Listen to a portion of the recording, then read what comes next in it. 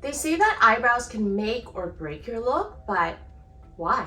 Today's video is part 2 of my eyebrow series on what kinds of visual effects different eyebrows can have on your face. In part 1, I talked about the angles of your brows, curvature, and where your brows are positioned in relation to your eyes in order to explain how these factors can change the impression of a face. Today I'm going to cover the length, the distance between your brow heads, and the thickness or the color of your brows to explain what kinds of effects these factors have specifically on the face. Trust me when I say that you want to stick around till the end because there's going to be lots of tips for you along the way that you can't find anywhere else.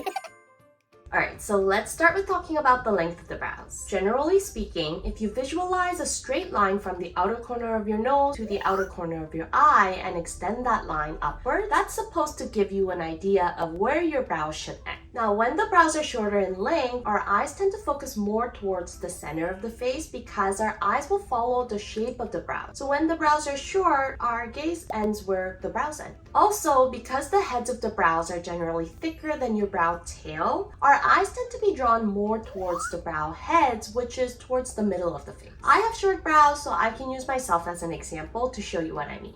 On the left side, I'm not wearing any makeup, and on the right side, I've drawn on my brows. And even just by extending the brows slightly, you can see how there's more attention drawn to the center of my face on the left than on the right. It's a subtle difference, and it might be a little difficult to catch since I'm wearing more makeup in the right photo. So here's another example. This time I've used Photoshop to lengthen my brows. Can you see how the emphasis gets spread out a little bit more in the right photo? So knowing that the length of your brows can either draw more emphasis to the middle of your face or away from the area, you can use your brows as a way to balance out your facial features. For example, Miley Cyrus has close set eyes, so she tends to extend her brows a little further than this diagonal line that people normally use to gauge where the brows should end. Now, if Miley were to actually draw her brows only up to the diagonal line like in this photo, you can see how her eyes appear a bit more close set than when she has longer brows. The distance between your eyebrows also has a similar effect to the length of your brows. The wider the gap between your brows, the more the attention is going to be dispersed outward. And the closer the gap, the more emphasis it brings to the center of your face. I've actually mentioned this factor as a tip in a few of my videos. In my red lips video, I talked about Amy Schumer having close set eyes, and as a trick to make the eyes appear more wide set, I suggested lightening the heads of her brows. And that's because lighter brow heads give the illusion of a wider gap between your brows. In my video about prominent noses, I shared the same tip for wider nose bridges. Lightening the heads of the brows will disperse the emphasis away from the center of your face, so your eyes will be less focused on the nose. Again, they say that the general rule of thumb for where your eyebrow should start is in alignment with the outer edge of your nostrils, but this could really depend on a case-by-case basis. So these types of generic rules, like this is where your brow should start and this is where they should end, is, well, generic, because depending on the rest of your face and your features, these generic rules might or might not work for you. Like I always say, everything needs to be taken into account holistically for you to actually find what works and what doesn't for your face specifically. Okay, let's move on to talking about the thickness and the color of the brows. I'm grouping thickness and color together into one because I think the effects of these factors on the face is essentially the same. What thick brows do to the face is they define your facial features more. When your brows are too thin, your face can look quite bare or empty because your features are not defined as much. Same goes for lighter brows. While darker brows can define your features more, extremely light eyebrows can make you look quite alien-esque because your face can appear really bare without any prominence in the brows. But on the other hand, moderately thin or light brows can actually help with softening your features and your overall look, because darker and thicker brows are associated with what we would traditionally label as a masculine feature. In my previous video, I showed you guys the difference between lighter and darker brows on myself, and you can see how on the left my overall look is a bit softer than on the right. I know that thick, bushy brows have been in trend for a long time, but like I just said, that's a trend. So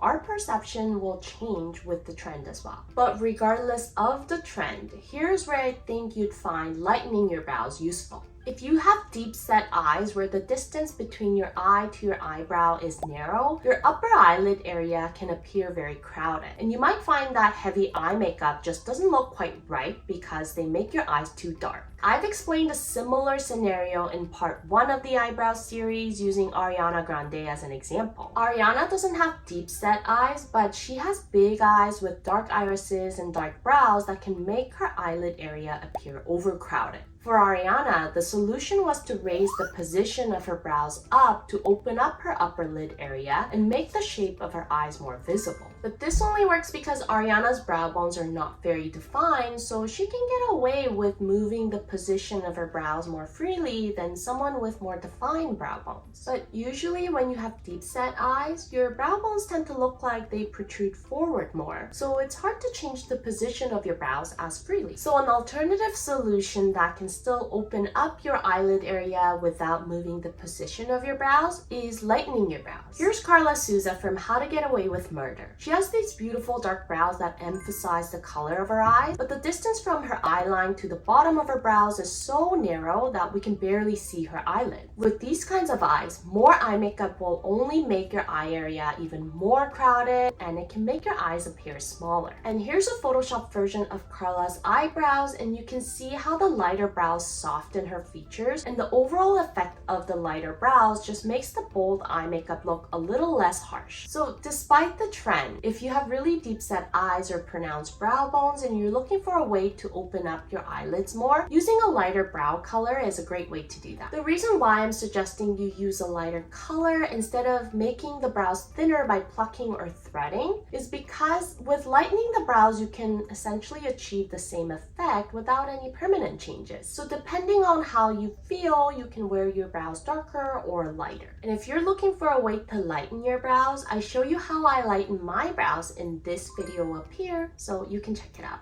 Alright, that was a lot of eyebrow talk over the past 2 weeks. Brows are a really tricky topic because finding the right shape of brows for your face can depend on so many different factors.